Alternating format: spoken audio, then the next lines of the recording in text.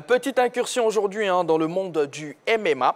Israël Mano, voilà, c'est notre invité. Il nous vient du Burkina Faso. On va le recevoir maintenant. Il pratique du MMA et on le mettra tout simplement face à Henri Jo s'il n'est pas vraiment... Pas de souci. Israël, on peut l'ovationner, mine de rien. Ouais.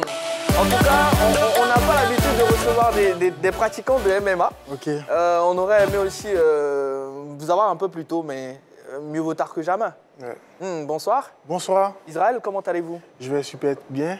En tout cas, merci d'être avec nous. Très heureux d'être sur votre plateau.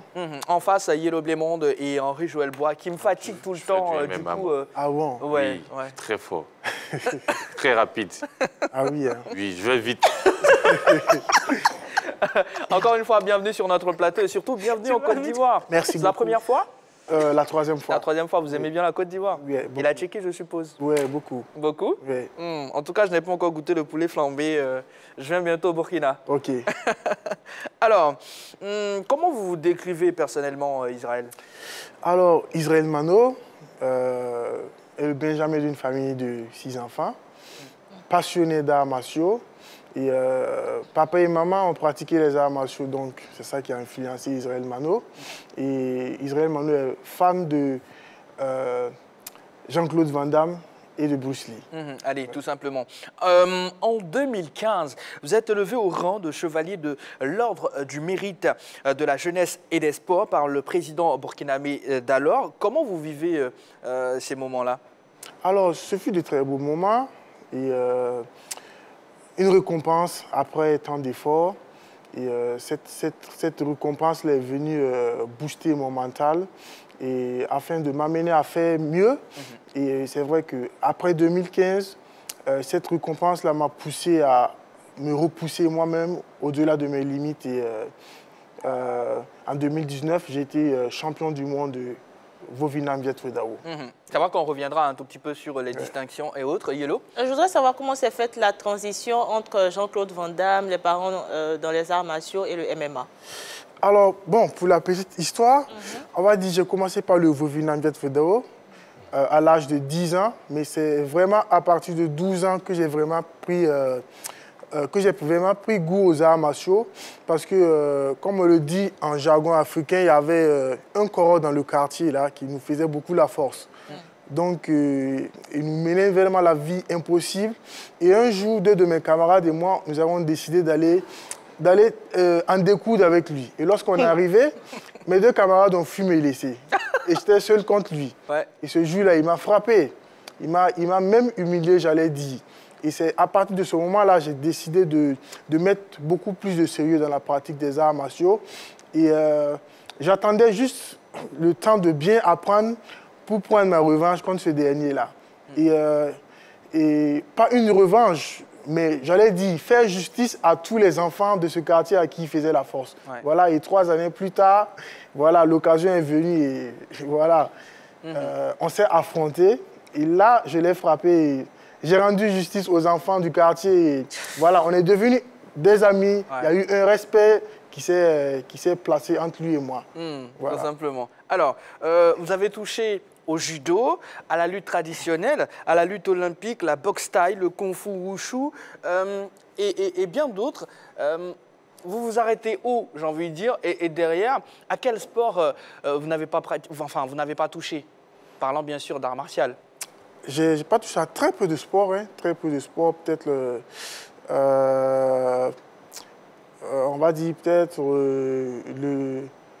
le yin-jutsu, peut-être que j'ai pas touché.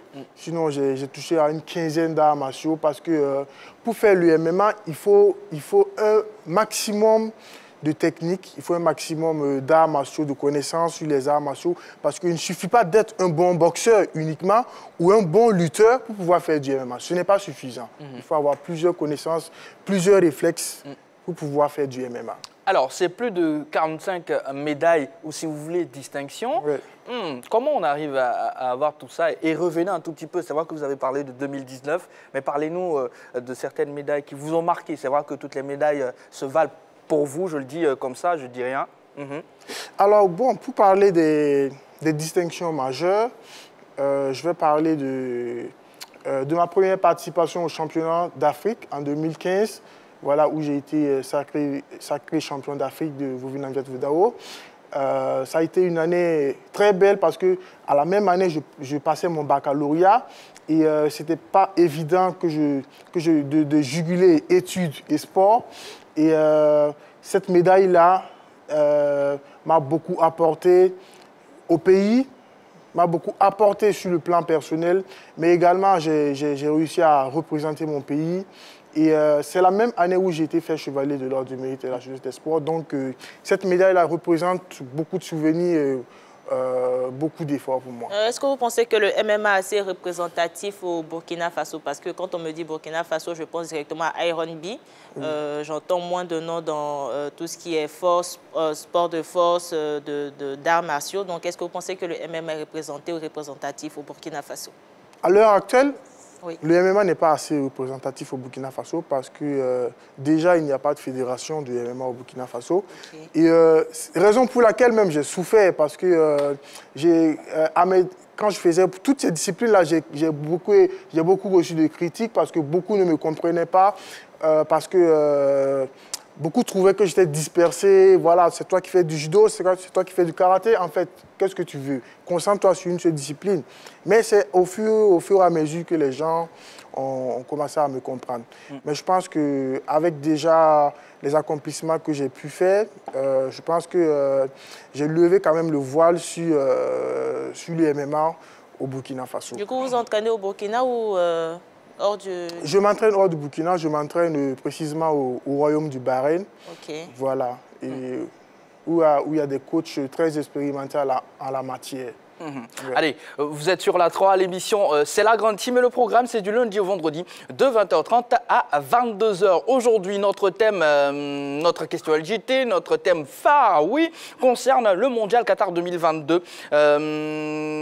On parle du duel Messi-Mbappé, qui est sorti vainqueur de ce duel-là. On en parle, on ouvrira le téléphone au moment opportun, plus 225 27 21 59 93 99. Il y a aussi la page Facebook de la 3, vous pouvez nous laisser un petit commentaire. Et en ce moment même, dans notre focus, nous sommes en compagnie d'Israël Mano, pratiquant de MMA, qui vient du pays des hommes intègres, entendez par là le Burkina Faso. Et nous sommes très heureux de l'avoir avec nous ici en plateau. Allez, quels sont vos prochains challenges aujourd'hui, Israël?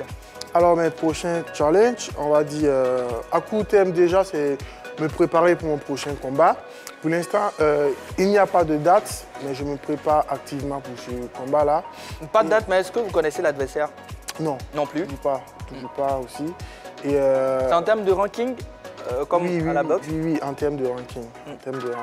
Allez-y. Et à long terme, je vais dire la finalité pour moi vraiment, c'est d'aller à l'UFC. L'UFC qui est la plus grande organisation du MMA qui est basée aux États-Unis. Pour être champion du monde du MMA à l'image de Francis Ngannou que vous connaissez certainement. Le Camerounais, oui. Le Camerounais, voilà. Allez, sur les images, Yellow, vous me permettez, je vois qu'il y a des protèges tibias, si on peut appeler ça comme ça. Ouais. Alors qu'est-ce qu'on voit avec Francis Ngannou et à la télé, il n'y a pas de protège tibia, pourquoi justement? Parce que ce combat... Et là, ils sont habillés. Là, on habille. Enfin, vous êtes habillés, oui. Là, ce combat, c'est un combat test, en fait. Ah. Oui. C'est un combat test pour pouvoir monter dans une autre catégorie. Okay. Là, c'est une catégorie un peu moins inférieure. Mais là, le prochain combat que je dois faire sera un combat beaucoup plus de plus grande envergure. Yellow, allez-y. Je rappelle aussi que Brave, je combats dans cette Brave fait partie des 5 organisations les plus prestigieuses au monde à organiser les combats de MMA. Donc, ce combat-là, c'était où? C'était au Royaume du Bahreïn. Ah. Au Royaume du Bahreïn. Donc, pour un Africain, combattre ici, c'est un grand pas. C'est un grand pas et un grand privilège. Non, félicitations. Merci encore et bonne continuation. Merci. Yellow, allez-y. On va connaître son pédigré, nombre de victoires, de défaites. Bon. Toute discipline confondue, je ne saurais dire exactement, mais en termes de MMA, on va dire 2 victoires, 1 défaite. Ouais. Ok. D'accord.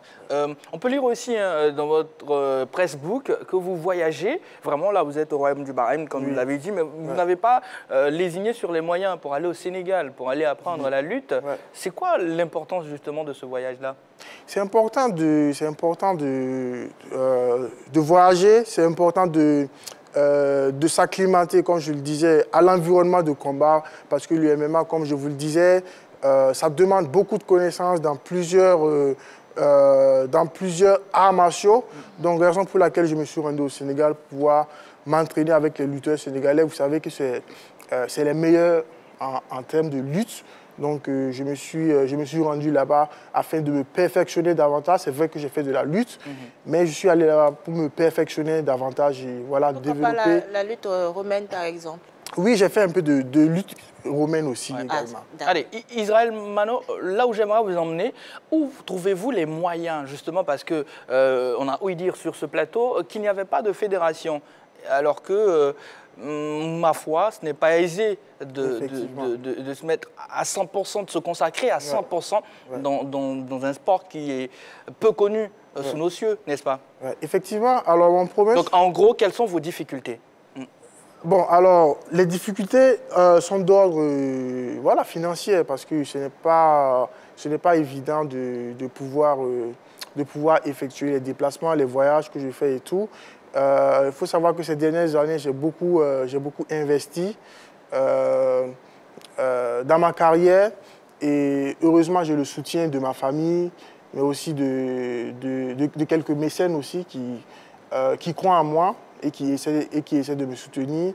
Et voilà, les problèmes, c'est d'ordre financier, comme je le disais, et puis également pour l'entraînement, parce que je rappelle que je suis au Bahreïn depuis une année, parce que les années antérieures, les combats, je les ai préparés au Burkina Faso, alors qu'il n'y a pas de coach qui s'y connaissent vraiment en MMA pur. Donc, pour cela, c'était vraiment compliqué. Il fallait beaucoup voyager pour cela. Alors, vous avez parlé de préparation. Comment on se prépare pour un combat? Quelle discipline ou bien quel exercice pratiquer pour une bonne préparation au MMA? Pour une bonne préparation au MMA, j'allais dire que la préparation, elle est énorme, hein. Ça se passe sur plusieurs aspects. Voilà, déjà, il faut travailler déjà ce qu'on appelle le cardio. Voilà, il faut travailler le cardio. Il faut travailler aussi ce qu'on appelle le cage control. Le cage control, c'est-à-dire, comme vous le voyez, le combat du MMA se passe dans une cage.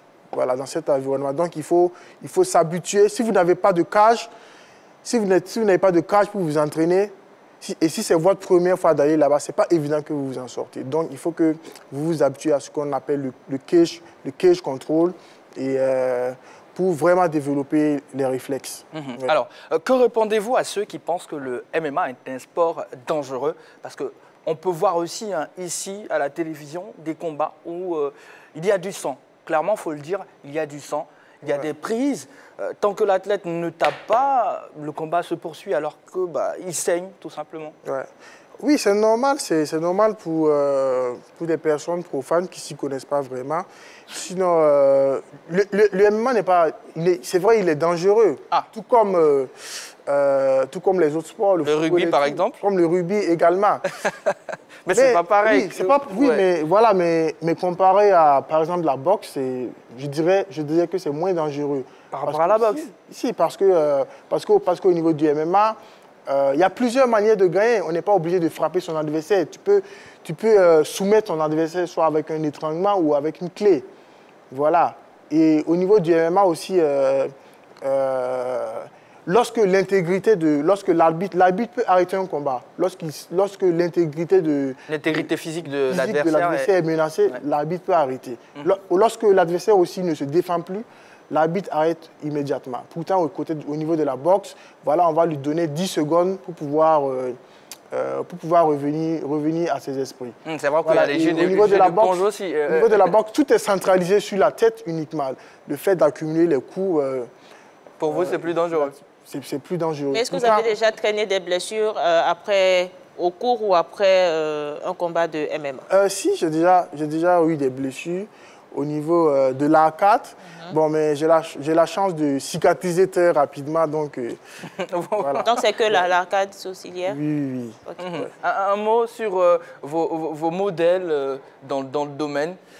Mon modèle, c'est Francis. Vraiment dans le MMA. Dans le MMA, c'est Francis Ngannou, voilà, parce qu'il a un parcours très intéressant, un parcours qui n'a toujours pas été facile. Et je pense qu'on a traversé à peu près les mêmes réalités, donc je me vois un peu en lui. Et voilà, il m'inspire beaucoup. Et l'évolution du Nigeria, donc des Nigérians qui sont quand même bien positionnés. Je parle sous le contrôle aussi d'Henri Joël-Bois. Dans ce domaine-là, le MMA, on les retrouve beaucoup plus au niveau de l'UFC. Si, il y a beaucoup de Nigérians là-bas. Il y a Israël Adesanya, voilà, qui est d'origine nigériane. Même s'il ne combat pas pour le Nigeria. Voilà, il est naturalisé néo-zélandais. Mais rassurez-nous, vous combattez pour le Burkina. Oui, je combat pour le Burkina. C'est possible de combattre sans fédération? Si, c'est possible. Okay. C'est possible de combattre. Voilà, il suffit de se trouver une écurie là où on s'entraîne et voilà. Ouais. Vous êtes sur la 3, vous êtes en Côte d'Ivoire. Israël, malheureusement, le temps qui nous est imparti tire à sa fin. Vous avez la caméra, adressez-vous à toutes ces personnes-là qui souhaitent naturellement vous aider, tout simplement. Alors, naturellement, c'est l'occasion pour moi de faire un appel à toutes ces personnes-là qui aiment le sport, qui aiment les sports de combat, apporter leur soutien, peu importe, et pour me permettre de réaliser mes rêves, pour me permettre de hisser haut l'Afrique. L'Afrique de l'Ouest, on va dire. Merci d'être passé nous voir. Merci beaucoup. Bien de choses à Daouda Sané. Merci. Un confrère burkinabé qu'on salue. Et le retour, c'est pour quand? Le retour, c'est pour le 24 matin. Voilà. Ouais. Tout simplement. C'est vrai qu'on n'a pas demandé pourquoi vous êtes à Abidjan. Je suis à Abidjan déjà pour rencontrer la communauté burkinabé parce qu'il y a beaucoup de burkinabés ici. Et c'est l'occasion pour moi aussi de fraterniser avec le peuple ivoirien. Ça a été l'occasion pour moi aussi de m'entraîner avec Oli La Machine, qui est un grand frère, un ami. Et ça m'a permis aussi d'avoir de l'expérience de lui. Est-ce qu'on pourra avoir des combats de vous en Côte d'Ivoire très bientôt? Ouais, pourquoi pas. D'accord. D'accord. En tout cas, merci encore une fois d'être passé nous voir. On se dit à bientôt et bonne chance. On espère vous retrouver encore plus au sommet. Et surtout, portez-vous bien et bonne chance. Merci beaucoup. Allez, Férus de Sport, vous êtes sur la 3, on parle sport de façon générale, mais beaucoup plus de football. Vous faites bien d'être sur la 3, on va marquer une courte pause, le temps pour nous de souffler un tout petit peu et de permettre aussi à Roger Stéphane de rejoindre la team pour la suite de cette émission.